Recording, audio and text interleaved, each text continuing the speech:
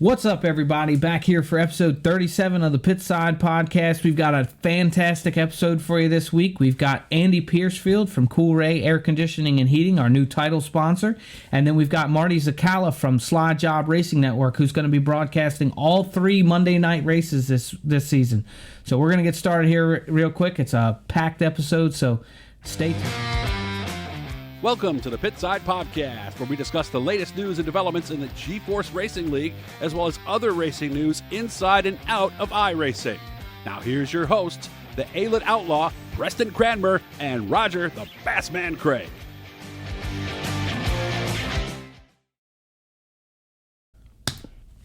Yeah, so we're back. Like I said, it's a packed episode this week, so Roger and I aren't gonna dilly-dally here, but we're not going to ramble. But lots of big stuff going on. Obviously, we're approaching the first week of the inaugural Coast to Coast Racing League season. Really, I mean, we've been in business for a while, but it's still exciting times. It's been a pretty wild week for me personally. I know you guys were hearing me gripe about breaking pins off of my wheels and ripping them apart and putting them back together. So it's things are going crazy, but it sounds like things are finally starting to settle down as far as league stuff goes. All the races are getting set up, so exciting times.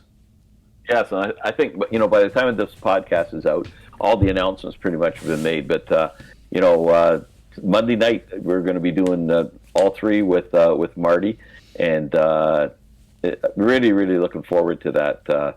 It's going to be a great addition, and got a great season lined up. And in some ways, we've been kind of in panic mode. I got my fishing trip coming up, which I'll be sitting in a boat when you're watching this, hopefully. So, but I think we're in a real good spot for this season. We've already got the charity event identified, and excited about helping out. I don't know how excited about being able to help out Brody Sim. And we've got a whole bunch of great special events coming. And it's going to be good. But a big key part of that is the two people we got on tonight. Marty Czekala with his broadcasts and Slide Job Racing Network. But for sure, I mean, taking us to another level for sure is Eddie Piercefield, and we've got a great interview here with him. Just a personable guy. It's the more I talk to Andy, just the more I like him. He's good people, and really excited to have him on board. And I think we've got exciting times coming. The merch store isn't quite in place yet, but it's coming. And so when we do the meet and greets, we'll all be able to have the coast to coast shirts or whatever. And lots of stuff that's going on for sure. So correct me if I'm wrong. We've called it condensing our schedule. That's condensing is probably the right word, because we haven't shrunk it really. We're a few divisions short than what we were last season, but not a lot. But we condensed it, and I think personally, it for me as a driver, it's more exciting because it's a little easier to get out and race each night.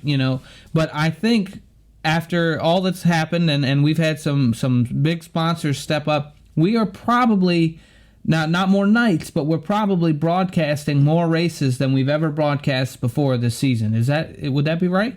Well, it's crazy, man. So every time we try to shrink this thing or cut back a bit, people won't let us.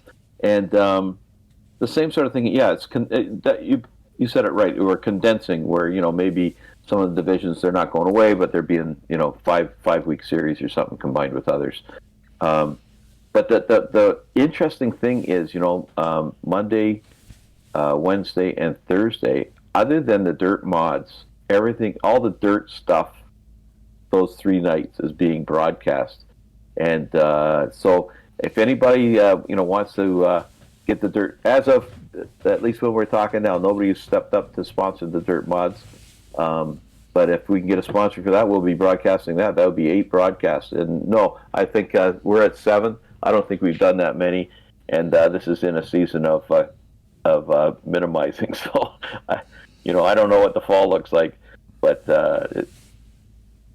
we're I'm excited for the fall because we got a few things planned for that. But let's just get this summer season going. The season starts tonight with the Radicals will be on the track. And the neat thing about the Radicals is I screwed up. We had a test race, and I had just copied a previous race. Well, it was sunset. Well, all of a sudden we got this race, and it's getting dark, but they got lights. So we're going to do a few dusk races with them, and so that's great. And it's just can't wait to get this thing going. And we did a Hawkeye the other night. And for those that don't know what a Hawkeye is, we had sprint cars, late models, dirt mods, and UMPs all on the track at the same time. We learned from that too. I think we can, improve the way we're setting up. But we've got one scheduled in a couple of weeks, and it'll be all the top division guys from last season that'll be in that. So we got some real cool stuff coming. Yeah, it was a lot of fun, and I found that it was pretty. I was competitive, like everybody wanted to win, but it was also I'm running the UMP, which were definitely the slower of the cars out there. So it was a lot less frustrating when you're getting passed because the guys that are passing you're really not competing with anyway because there was only a few UMPs, which they were already in front of me. And but yeah, it was a lot of fun, and even just as a driver, kind of a spectacle. It was enjoyable to watch. It was we're having some laughs and but the racing was still good. So that'll be a lot of fun too. Yeah, it was. And so what we plan to do with this first one is we'll have four vehicles of each class, and we'll probably just have a winner from each of those classes from within their race, as well as an overall. But as we learn and get more information about it, the next race could very well be like they do at Boone, where and we've got to figure out what that handicap system is. But a sprint car has to do 50 laps. Say a pro late has to do 49 or 48. So and down the and I don't know how we track that. Maybe IRLM can figure that out. I don't know. Yeah, but, I don't know. It's gonna be crazy, but it should be a fun event for sure. Yeah, and not to mention we also have another new division in the Skip V's, right? So it's Skip Barbers. Now this is a daytime series, but still it's the Skip Barbers and Formula V's on the same track. So I think that ought to be pretty entertaining too. I think it's really truthfully our first multi-class series. So that'll be cool. Yeah. And that's going to be a challenge for IRLM software and their creator to try to figure that out somewhere down the road. So this will be the test case for them to test on. And I missed tonight. Tonight was a fun run. The Beetles, the Volkswagen Beetle at Eldora, and I really wanted to get into that, but I've run out of time. So it's I'm not sure how that one made out. So anyways, I want to throw a new idea at you, and I haven't told Roger this ahead of time, so this is always a little bit dangerous, but the idea crossed my mind last night when we were running. And so instead of a demolition derby, and I know we may not have one on our schedule, but for the fall season, I think we should go to Weed Sport. Instead of doing a demolition derby, we play King of the Hill, and the last man standing on the top of the hill wins the whole thing.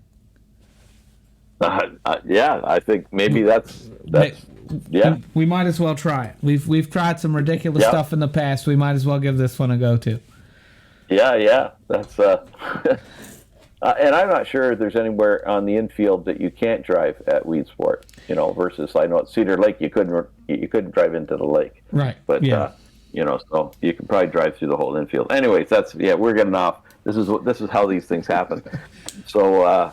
But we have two great interviews here, and stick it out through the one to get the other because they're both great personalities coming on board, and just totally excited about that. So, do you have anything to add? No, let's jump over here and talk to Andy, and then following Andy, we'll talk to Marty, and we'll close the show with those guys. But like Roger said, don't watch Andy and Miss Marty because both guys have an awesome background and are going to make a big impact on our league. So these are guys you want to get to know, and you want to make friends with Marty so when he interviews you, he can ask you the right questions. So we'll start talking to these guys now.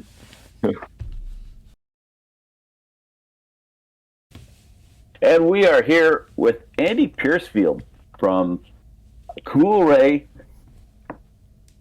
Air Conditioning and Heating. I got to catch myself on that because up north here it's always heating and air conditioning. We're down your way, it's air conditioning and heating and all the other stuff you do. The plumbing and the electrical and all that stuff. So Absolutely. Really happy to have you on board tonight and for next season. This season coming. Going to be the title sponsor, and can't thank you enough for stepping up. Yeah, we're just excited. We're excited about the whole thing. It's I've been watching the league, and I've participated in the league a little bit over the last season, and I'm just really excited to be a bigger part of it and to just help support it. It's a great league with a great bunch of people with what I think is the right attitude, out to have some fun. And then if we can make, get up a little bit of money for some charities and stuff like that, that's even better yet.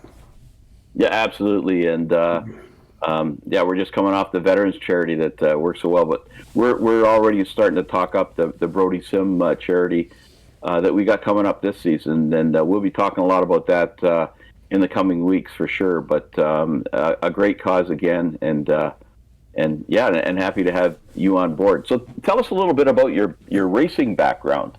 Well, my racing background started, I was about 7 years old when I went to my first race. And it was at a fairgrounds racetrack up in Michigan. It's Ionia Fairgrounds. I'll give you a little trivia about that racetrack. Doug Kennemer won the World 100 in the late 70s. And he got $10,000 to win. That was the first time that the world had paid 10 grand. And about 2 weeks before that, he won a 10,000 to win race at that fairgrounds in Ionia. And there was guys from all over the country for that. So he won those races back to back. After that race, he kind of was my hero. He had a blue and gold Camaro back then, which was kind of cool. And then my dad had raced in the 50s. So he took me to the races, and I started racing in the early 80s. I graduated high school, and then the next year I started running. I ran a sportsman class. Which today, Michigan? Pardon? Was that in Michigan? Yep, that was in Michigan at Crystal. Okay. Crystal Speedway is what it was called. We ran there in the fairgrounds. So that track was still running at the fairgrounds when I first started. Then I moved into late models probably 3-4 years later, and then I did that for about 14 years. And then another thing that I did in the about 88, I started a race that was called the Great Lakes Nationals. It was a 3,000 to win IMCA modified race. So I leased the track and promoted that for about 6 or 7 years before I gave it to the track promoter. But that was fun. We drew cars in. The first year we did it, I think we had about 140 modifieds at it. It was a big deal. So it was a lot of fun. So I did a little promoting. I really liked racing the late models, but my air conditioning business was growing and getting bigger and bigger, and my family was getting bigger and bigger, and I finally had to just step down from racing. And no regrets. Had a lot of fun. I don't think some people, normal people, don't realize what a lifestyle it is if you're going to race. It's it's not a Saturday night hobby. It's a lifestyle. You have to live it. Yeah, that's for sure. So you come by the whole. I was always wondering why you chose late models. Now it's obvious. How many years was it that you ran those? I ran late models for about 13 years. So I've been, we ran Michigan, Ohio, Indiana. I've been to Eldora, 3-4 times. Been to the World 100. Tried to qualify for that. Didn't make it. Ran in the, used to be there was some NDRA races and stuff like that we'd go to some of them once in a while, but it's all good. I still, like this week, they kicked off the Hell Tour with the late models. So they're running in Indiana and Illinois for the next, 40 nights or something. And I live about, I don't know, 3 miles from Dixie Speedway here in Woodstock, Georgia. Gotcha. So one of the premier dirt tracks in the area. So I can hear them on Saturday nights, and I go over there a couple times a year. Well, that's awesome. You know, one of my bucket list things is to get to Eldora, and here you've raced at Eldora, which is that's really cool. So, and we've actually got a meet and greet going on up at Eldora in the fall with the Four Crowns. There's a bunch of league guys that are going to get together. Very cool. So, yeah. I was talking tonight to some of the guys in a group that I belong to, and they were talking about the Dream, and that was ran last weekend. And I went to my first race at Eldora was in ¡81. Mike Duvall, the Flintstone Flyer, won that, and that was back in the early '80s.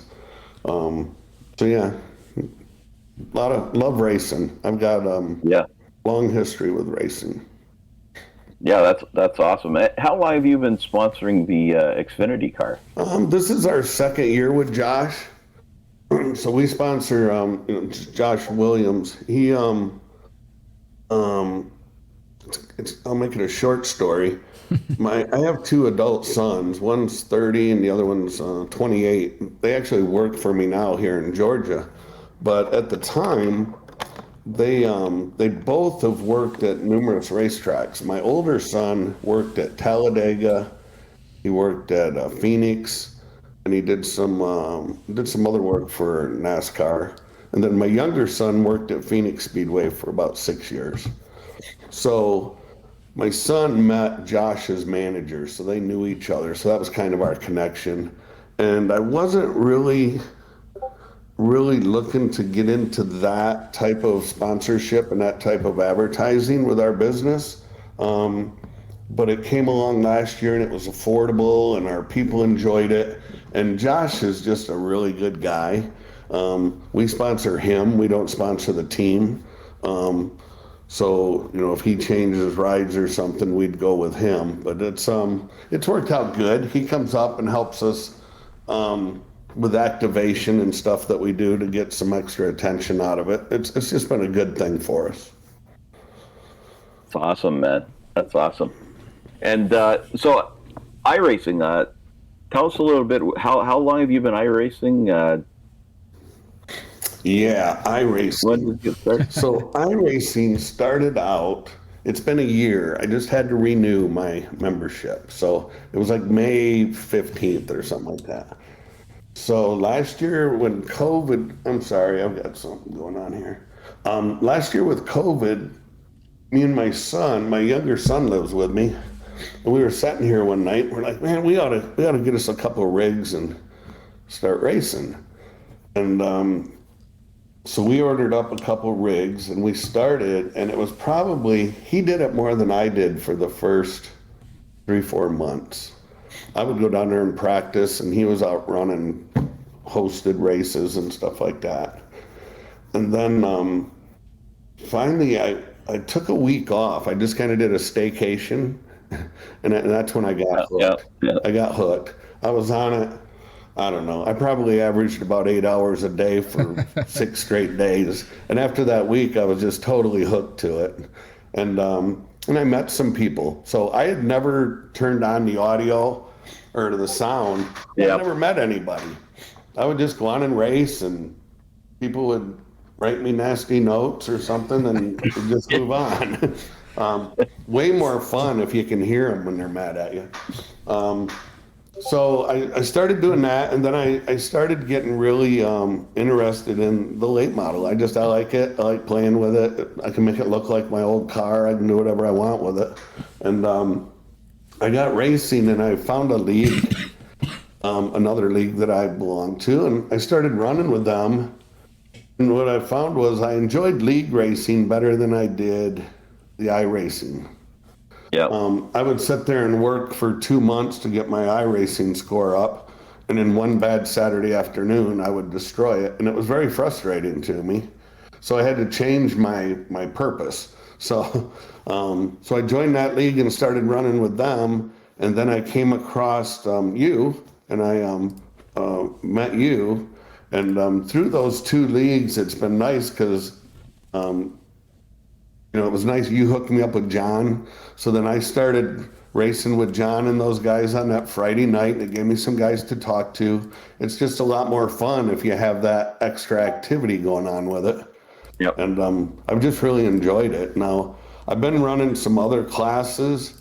It takes time to get good. People don't realize, one, like tonight I'm racing against guys and that they're probably an average age of 25 years old. And those kids are good with them cars. And, I'm just an old guy and I'm out there trudging along, and every now and then I hit it right and I can run with them. So. Yeah. Well, the good news is the average age in our league is 38. So you've got. I like that. Yeah. But it's been a lot of fun. And the two leagues, your league, what I like about it, you don't take a bunch. Guys aren't going to misbehave and be around. It's no fun to go out there and.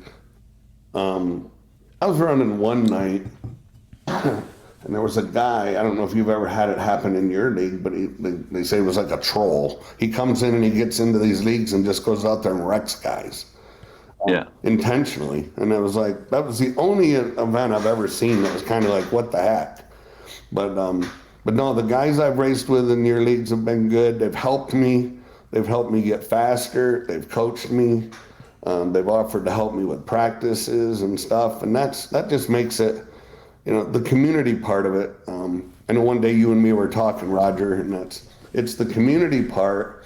And if I can use my business to help the league be easier for people to have access to, better prizes, more activities or things like that, I just kind of feel that's my way of giving back to the community. And I love the community of Coast to Coast and what you guys have got going on.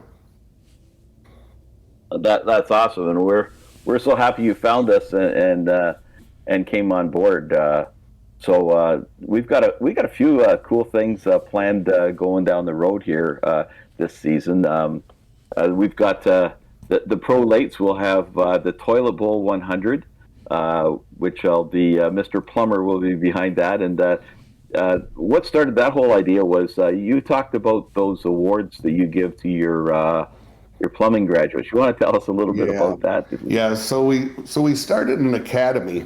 It's I don't know if you pay any attention to the news, you hear all the time that the trades are short workers. We can't find people. So we decided we're going to train our own. So we started an academy, and we just a couple weeks ago had our first graduating class of 7 licensed plumbers. So when we did the graduation, we ordered caps and gowns for them. And then we got some plungers and we painted them gold. And then we got, I don't have one here with me, but we bought some of these, I don't know, they're probably 6 inches tall. They're a little toilet with a Mr. Plumber logo on it. So we gave them that and a certificate, like a diploma. And the cool part about it, Roger, is we did the graduation ceremony, and I'm sitting there with 2 of the guys, and they're probably, one's in his early 40s and one's in his late 30s. And they both had a tear in their eye. And it was the first time they'd ever graduated from anything. So here we are just kind of having this lighthearted, fun event, and it was changing lives. And that was cool. Yep. That's awesome. awesome. It was like, it put me at a whole different level of how enthused I am about this academy. Because everybody was awesome. We were asking them to pose for pictures and, all this stuff and throw their caps in the air. And it would have been very easily for 7 25 to 40-year-old guys to think it's stupid and not want to participate in it. They were all in and they were having fun. And it was a blast. So it was cool. That's awesome. And it's just everybody loves to be recognized, I think, and so that's awesome. And so we'll be recognizing 3 of the top drivers from the Toilet Bowl 100, and I'm not sure if they get a tear in their eye, but I'm sure it's still, you know what? And you talked about the whole community thing, and it hits a nerve with me that, hanging out in the rooms, and it was we really hit the mark hooking you up with John Hine, because you're both former real world drivers, so you can relate to all that sort of stuff. But it's been my savior through the whole COVID thing, and just having the band of idiots that I hang out with, Preston included, and it keeps your sanity. You get a laugh every day of different things, antics that are going on, and it makes it something more than just virtual cars on a track. Yeah. So it's one of them things that I've over my lifetime, and I'm getting older now. I look back and I think about times when I did different things, had hobbies, whether it was the racing or building race cars. I built race cars for about 10 years. I loved doing sheet metal and hanging bodies. But you had that, you could go work hard during the day, and then you could kind of check out and go do something else for a few hours. And I catch myself, I get that same rewarding feeling from my racing. If I go check out for a couple hours, even tonight, am I happy with how, excuse me, I'm not happy with how the race ended tonight, but at the same time, I had about 2.5 hours of, I wasn't worrying about anything. And I think people need something like that. I think you can abuse them like anything and have too much of it, but you gotta have something. Yep. Yeah, absolutely, for sure. And it's really struck me over, the last 2.5 years of the league that, like I said, the average age, this isn't a kid's thing. It's adults really enjoying,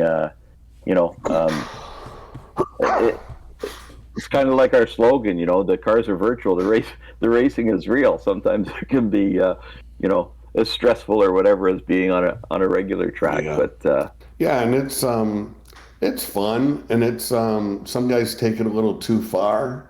That's okay. It's amazing how many people participate in iRacing.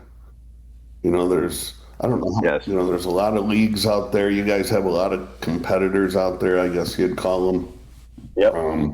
What I've tried to do this year is I kind of maneuvered through and was watching what was going on. I like the idea of making it as real as we can. So I've got a website for my Piercefield racing team. It gives updates to my fans. I let them know when my hauler's leaving the shop and heading out and where it's going.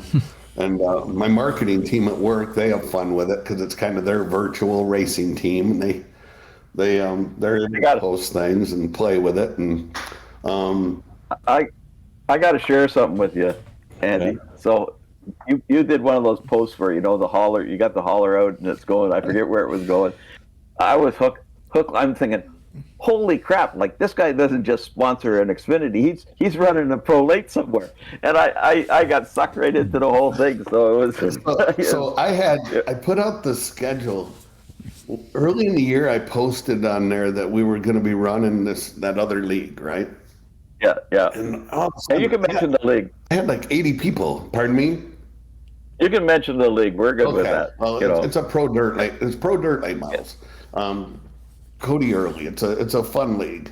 Well, anyway, I posted that I was going to be running that, and then I started getting hit. I mean, a lot of my friends on Facebook are people I used to race with, and my family, and my sister called. She was upset because I must have spent $1 million getting back into racing. And she goes, "You're too old for that. You're going to get hurt." What my marketing team did was that's Jonathan Davenport's hauler, and then they put our logo on his door.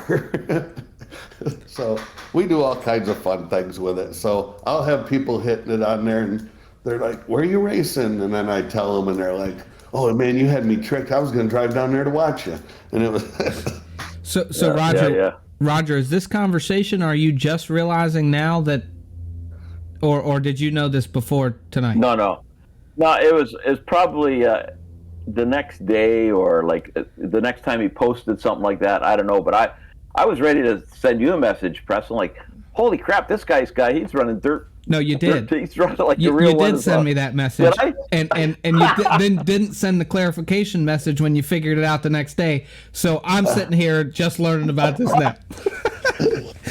Well, hey, I'm getting close to retiring, Preston, and when I retire, I wanna hauler like that, and I'm gonna hire me a driver, and we're gonna go hit the circuit. So. There you go. There you go. But for right now, yeah. It's the whole thing of just trying to make it more realistic, and I just have fun with it. It's just When I first got into it, I got a huge Dylan Westbrook fan. So he's a Canadian sprint car driver. He's a pretty big deal. But anyways, I took a picture of him in the victory lane at Ohsweken Speedway, and then I took my car, my virtual car, and photoshopped it in and put my head on his body, and he'd stand there with the checkered flag and the trophy. And I had neighbors here saying, I put it on Facebook, I didn't realize you raced, right? Like they were all like, it sucked a bunch of people in. yeah, it's funny.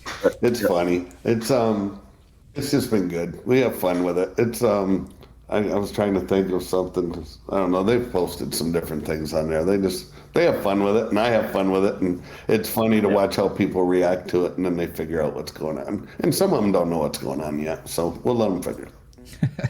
No, but it is cool. I got my first victory after 2.5 years a few weeks ago, and I posted it on my own personal Facebook. I don't put too much iRacing on there because they all think I'm an idiot, I guess. But it was surprising. A lot of people knew how much I've been doing this and how hard I've been trying. So I was getting all sorts of kudos for doing it. That's so awesome. It's a hobby, and everybody has their thing. My wife has her her crocheting and all that sort of stuff, and everybody needs something, especially in these times, to be a distraction and help out with mental health and everything else. It's been a godsend for me. I've really enjoyed it because I'd always had hobbies, and and then it feels like the last 15 years I got really consumed in my career, and then which I guess looking at it from the outside, people would say I probably still am, but it's we got a great organization. If you don't mind, let me I just want to make sure people understand that when we talk the Coolray family of companies, we mentioned Mr. Plumber, but we also have Brightbox, our electrical division that does home automation and stuff like that. And one of the things, somebody asked me the other day, why would you advertise on that? And I said, well, first of all, I don't think of it as advertising. It's supporting the league. I don't expect somebody that's driving an iRacing car out in Colorado to call me. But we are part of a nationwide group of dealers.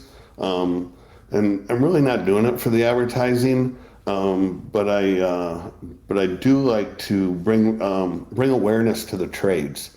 So one of the things that I'm thinking about as we move forward and stuff, and I'll talk to you more about it in the future, is maybe we come up with some things to, I don't know, do something with scholarships or something for guys to use them wherever they live. I don't care where people live. Just get in the trades. Man, you can make nice six-figure living and take care of your... I mean, it's been so good to my family. I started out as an installer for HVAC 35 years ago. It's been awesome for my family. Yeah, and I totally agree with what you're saying. I got two grandsons. One is going through to be I've lost the alignment. Like up on the power. There's a real shortage there, and my other grandson's going through to be a diesel mechanic, and he's fixing outboard motors, and he's been doing that since he's like 12 years old, and it's a skill, and it's I remember him, my son talking about their snowmobile club, and there was a guy there that had snowmobile, he had a house and that, and it was a sort of a lesson for my grandson, and so he said, "Do you know what that guy does?" He said, "No." So he was a plumber. And they were talking to the kid, and he says, "Well, all the guys that graduated, and I'm not trashing education at all. I'm not saying that, but all the kids that graduated are lined up, looking for jobs, And I've got a car, I've got a snowmobile, I got a house, and the trades, they're short supply these days. They have been for years. Millwrights, all of that stuff. So no, and I just want to say before we end this too is we checked you out too, I guess you could say, and I just been totally impressed. I came from a big steel company that was very family oriented, and the golden rule was kind of the rule, and everything I've seen coming out of your company, like that graduation thing, it's just treating people decent and honesty and integrity, and that means a lot to us too as well. So can't be happier having you on board. Before we end this, I always ask the question: your greatest iRacing memory. My greatest iRacing memory. Yeah. I've got two of them that pop up immediately. So the first one was my first win in a Pro Late Model, which would have been just a regular iRacing event. It was the open setup with the Pro Late Models, and I won a race at Eldora. That was my first, like, holy crap, and I was kind of running through the house yelling like an idiot. Yeah, I can relate. And then the first time I got a top 10 in the league, and I don't remember the exact night, but I got a top 10 in the league, and for the caliber of driver I am with the guys I'm running against, I mean, at my best, I'm like an 1800 rating, and I'm running against guys that are 3500, 2500, 4500. So a top 10 was a big deal for me. So I can relate totally to what you're saying, man. Top 10s are those are important. Those are victories. So, I've had a couple since then, but that was the first big one. And to be honest with you, that's the biggest reason I love your league on Friday nights. I'm not running against a bunch of pros. I ran a race a couple weeks ago. I ran one just kind of checking out another league, and I got in there, and there were guys in there that I have no business being in there. I don't have no business racing against a guy with an 8,500 I rating or a 7,800 or something. So I like, I can't think of the name of the guy, 013. Oh yeah, Kyle Parker. He is good. I mean, if you can beat Kyle Parker, you're running pretty darn good with that late model. And Kyle Parker, no offense to him, but I ran this league last Tuesday night? Kyle Parker couldn't hold a candle to those guys. I mean, it was ridiculous. It was some guys that I would have swore they were pro rankings. Maybe they have 2 accounts or something. I don't know, but it was crazy. So I just like I don't know. It just seems like your league, which I'm not used to the new name yet, but I like it, the Coast to Coast. But it just seems like it's a group of guys that kind of have a common purpose. Nobody's coming and running the league trying to make a living. Well, that said, no. I'm going to float my question, which I ask everybody that comes on, and maybe it's a terrible segue at this point, but who would you say is your biggest rival in the Coast to Coast Racing League? Who's my biggest rival? Now, it doesn't mean somebody you don't get along with. Just, if you find yourself on the track beside them all the time, or however it works out. Yeah, I think there's a couple guys. There was a time when I was racing with John pretty regular, but then he decided to get fast on me all of a sudden. Here late in the year, he got pretty fast. There is a couple cars. Let me think of them. I don't know if I'll think of the names or not, but it seems like me and the number 43 race each other a lot and race pretty hard. And it seems pretty. Is that Nick King? Yes, Nick King. Yep. Yeah. So we've had a lot of racing together, and that seems pretty competitive, and clean and fun. Yeah.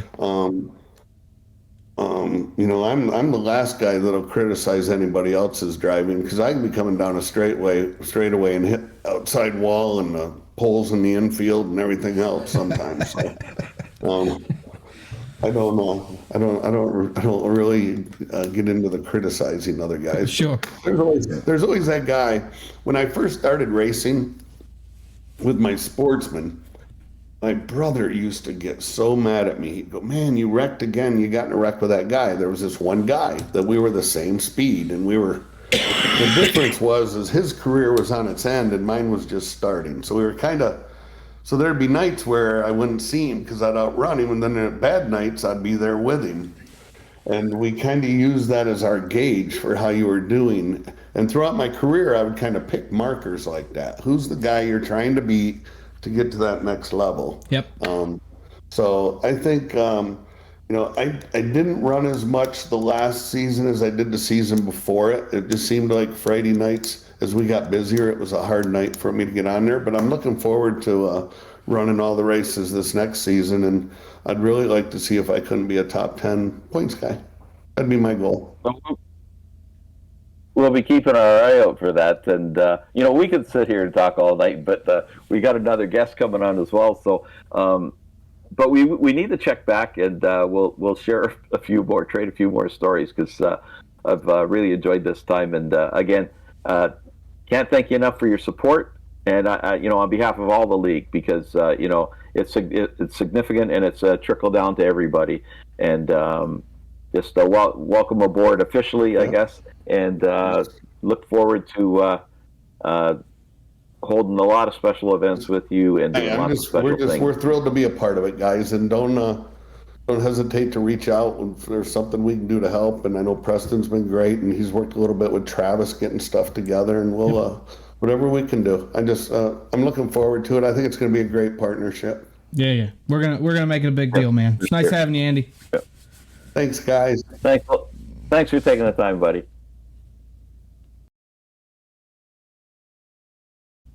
And we're here with our newest announcer, Marty Czekala, from Slide Job Racing Network. And how you doing tonight, Marty? Hey guys, I'm doing good. Thanks for having me on. I appreciate it, and looking forward to calling the 360 sprints every Monday night.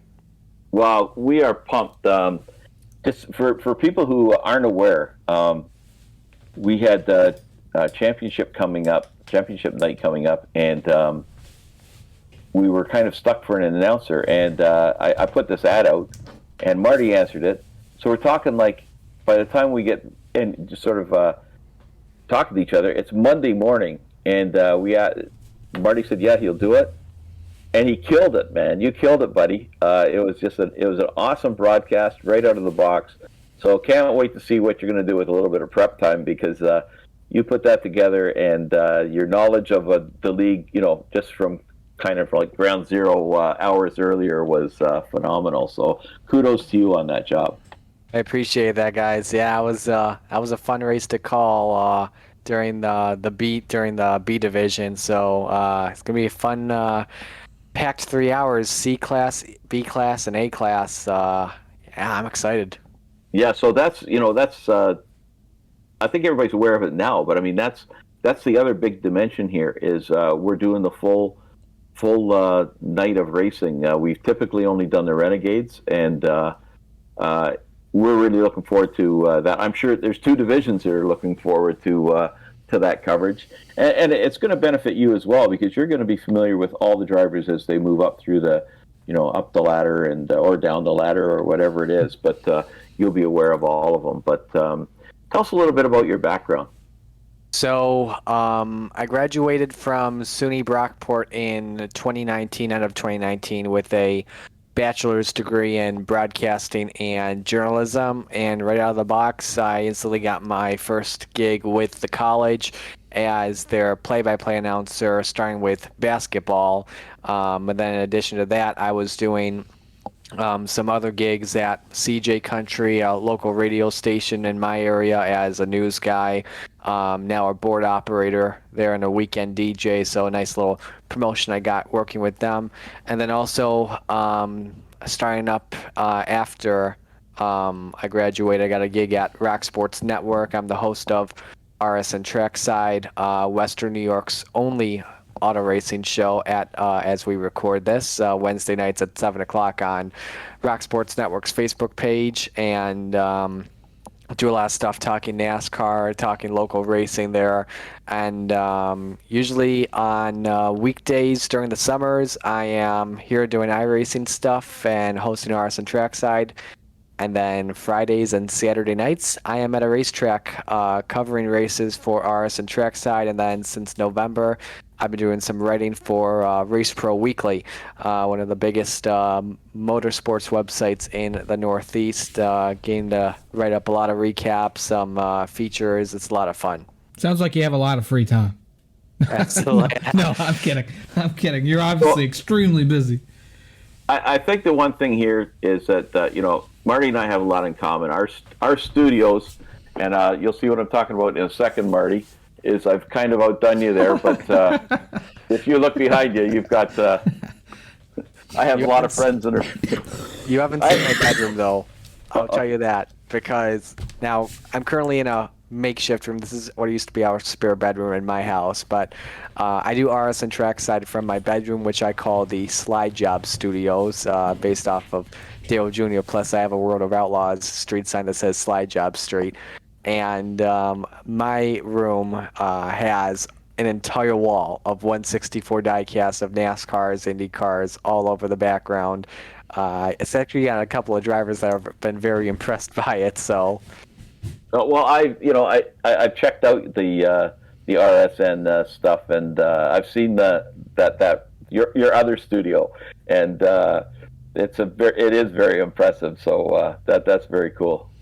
Yeah, do a lot of fun there. I wish we could do it in our original studio before COVID-19 hit the world, and now we're just we're doing Zoom from now on. It's a little bit easier, and plus don't have to make an hour drive every Wednesday afternoon or something like that. So let me ask you, put you on the spot here. So on your Wednesday RSN gig, will you start covering some iRacing events and results? So all I just really do with RS and Trackside is NASCAR and local racing. And our local racing or grassroots coverage is the bread and butter of RS and Trackside. That's what brings out the most views. Last Saturday, I was at Oswego Speedway covering the Whelen Modified Tour Steel Palace 150. And that was actually our best coverage yet in terms of views. Most views on Facebook and Twitter combined. Even some of my work as well even made NASCAR social media pages when I was talking with Max McLaughlin, Matt Hirschman, Chase Dowling, etc., and even Ryan Preece as well, NASCAR Cup Series driver who was racing his modified that night. A lot of fun. This weekend I'm at Land of Legends Raceway in Canandaigua, just a regular weekly card plus the CRSA 305 Sprint Tours in town, and I know those guys a lot from Land of Legends. That's the first track I started covering racing at, and they're like family to RS and Trackside and Rock Sports Network, so it's a lot of fun to go out there and cover them. As to getting to your question for iRaces, I don't think so right now. I don't think that's really in our specific demographic. However, though, from time to time, I will do a segment on RS and Trackside where if we're going to a new track, I'll take our custom RS and Trackside machine out onto the new track and test it out and show what the track is going to be like. And then from time to time during the off season, I'll maybe do a random iRacing stream, like I streamed once of driving on the Dirt Car Esports Street Stock Tour once. Did a couple of races, and my schedule got a little bit hectic during the off season, and sports started getting back into session at Brockport, so I had to take a little break from that. But other than that, it's a lot of fun covering races though, and then iRacing on the weekdays, and then going to the short tracks on the weekend. Yeah, it's a tough life, but somebody's got to do it, I guess. Hey, buddy. Absolutely. And then when racing's not in session, I'm doing stuff at Brockport, calling games, basketball. Our basketball team, by the way, which is what I was doing before COVID shut down, they were in the national tournament. They were supposed to play a Sweet 16 game on the Saturday after COVID hit, and then the shutdown just happened, and I think it wasn't until maybe 13 months later spring sports got back into session, and I was calling lacrosse, baseball, and softball with no fans in the stands at all. So yeah, I'm currently off from Brockport. I'm back with them though this fall, And we got football coming up, and that's our number one sport at Brockport. I'm pumped forward to get back in the booth with fans. Cool, and that's it says a lot that when you graduated, your own school where you went hired you. So that speaks volumes in itself as well. So good for you. How about your racing background? Where did it start, and how long you been in iRacing? So I've been really a big racing fan my entire life. I guess it's in my family's DNA. On my maternal side of the family, they were big into Indy 500s. They were big into NASCAR racing and stuff like that. The paternal side of the family, specifically my dad, he's into motorcycles and snowmobiles. He's into drag racing and Formula One. In fact, he owns Dynotech Research in Batavia, New York, which is a private third-party snowmobile motorcycle testing facility. And we also co-own a drum preserve fuel business because we've learned that fuel on like a hot day can get stale and can overcook an engine, et cetera, et cetera. So we sell these systems to keep the reed vapor pressure intact, and it's a really cool system. If you want to learn more about that, go check out drumpreserve.com. But my dad's NHRA Formula One guy. Mom's really a big NASCAR guy. I'm more of the all-around NASCAR, IndyCar, dirt guy. And now I got Dad onto the dirt side of things as we've worked with guys like Stuart Friesen on some of that stuff, and it's just really cool what we got going on in the racing side of things. As for iRacing, so 2 years ago, actually, I was primarily an Xbox guy. I was playing NASCAR Heat 5, Project Cars 2, even the World of Outlaws sprint car game on the Xbox 360 from like 2008. And then the shutdown hit, and then iRacing started getting really popular, and I didn't have a really good computer at all. I had this terrible laptop that was running NASCAR Racing 2003 season on it with mods. So I said, you know what? I'm going to try out iRacing. So I got this cloud PC app called Shadow, but the thing was my wheel I have wouldn't even work with Shadow, so I had to use a controller on iRacing, and I can only use it on the ovals. It was a pain to use on dirt ovals. And then I got a little bit busy back into work during the summer. So I said I was done with iRacing for a couple of months.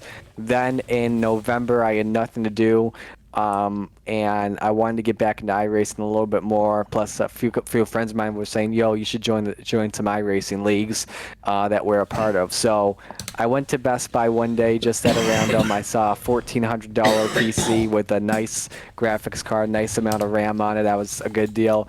Got it. Got iRacing the same day I got it in the mail, and I was back in November, so 8 months into this journey, and it's been a lot of fun. How about your first broadcast? When did you do your first broadcast? First iRacing broadcast was a Powerhouse race. It's the Powerhouse Racing League. We run it Thursday nights at 8:30 on their social media page on Facebook. It's a truck series league on Thursday nights, and my first broadcast, commentary-wise, it was good, but the graphics, they could be a little better. I was using a screen recorder off of OBS Streamlabs using an app called Advo, and then a couple weeks later, I looked into SDK Gaming, and I'm like, yo, I need SDK Gaming badly, and that's what I use for my current graphics system, and it looks so good. The broadcast quality hasn't improved. 1080p, it goes from 1080p 60 down to the 720p 60, the broadcast quality standard, and figuring stuff out with first two screens, but then moving into this room now just on a single screen. It works really well, really smooth, no issues at all. But then it was a Powerhouse Racing League. Then I got into doing old school league racing, which I just got done doing about an hour ago. Tuesday nights I do XCal Racing, a street stock league, one of the biggest street stock leagues on iRacing. And then Monday nights now, coast to coast, 360 sprints. That's awesome, man. And we are really excited to have you on board, and looking forward to those calls that you'll be making. And well, I was going to say you're going to be calling the very first race on the Coast to Coast Racing Network too. So that's obviously a brand new thing. Yeah. So you're gonna that'll live forever. You'll have called the first 3 races technically. Yeah, I've got a lot on my in my hands right now. I got to make sure this sounds perfect, being the first broadcast. So you're going to Land of Legends this weekend. So you have to say hi to. There's a bunch of people there. There's Steve and Brad Ovens, of course. I'm sure you know. They did their very first broadcast with us when we started. They were racing in the league, and their broadcasts are second to none. There's no doubt about it. And absolutely, it's the bar that people want to attain. So say hi to those guys for us. And Doug Elkins. Doug Elkins has done a lot of color for us in the past. So there's a good crew out there. And it's kind of like the old G-Force Racing League. Absolutely. Or Weekend Outlaws. That's not what we were known as originally. So that's cool.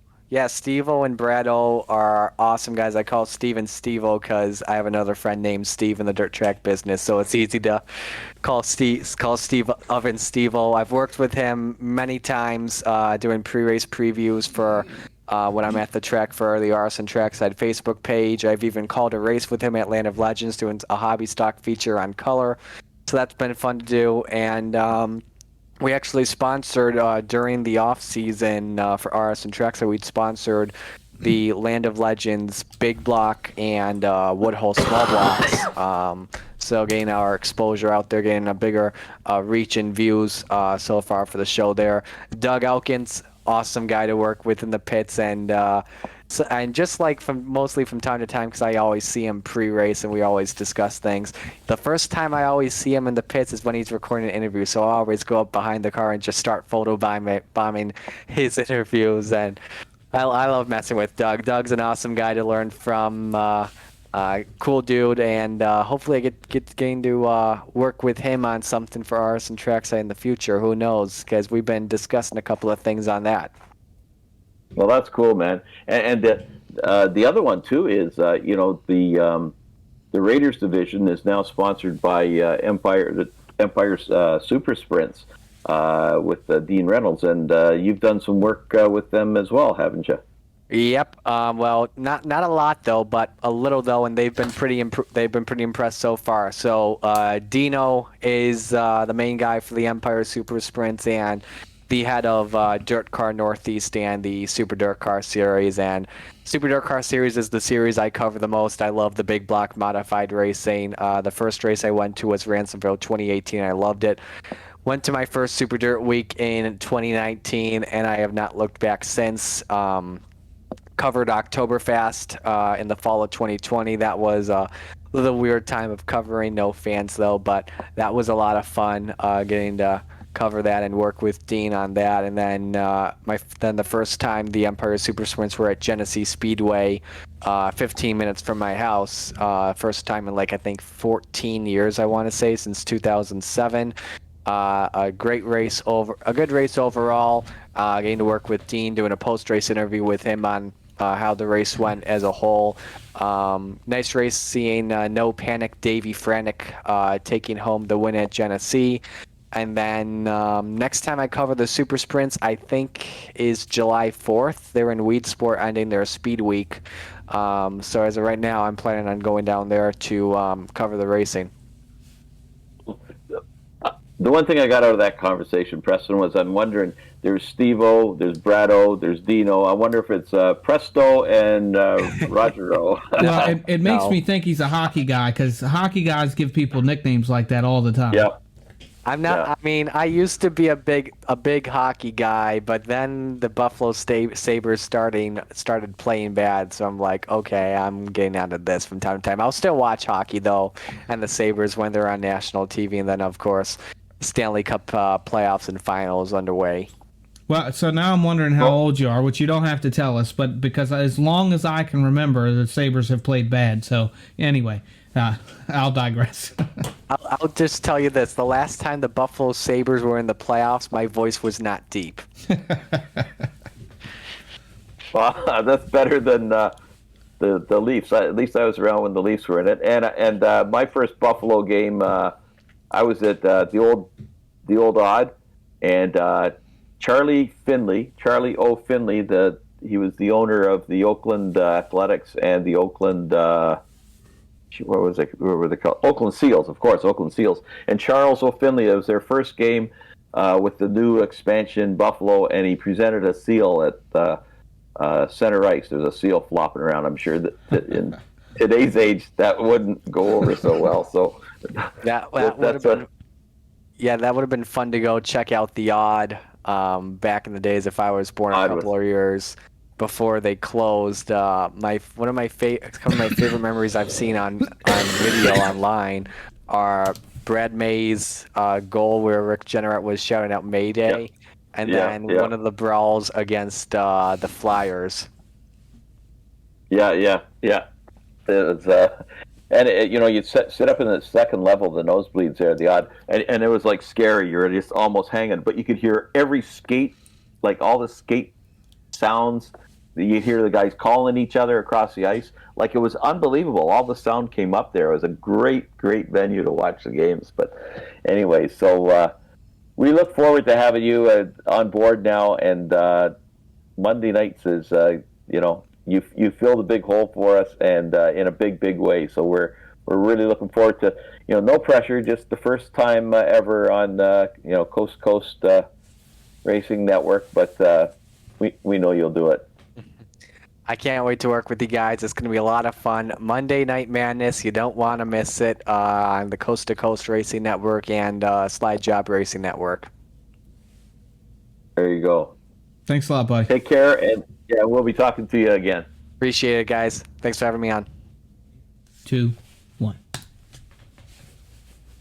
And this is an outtake.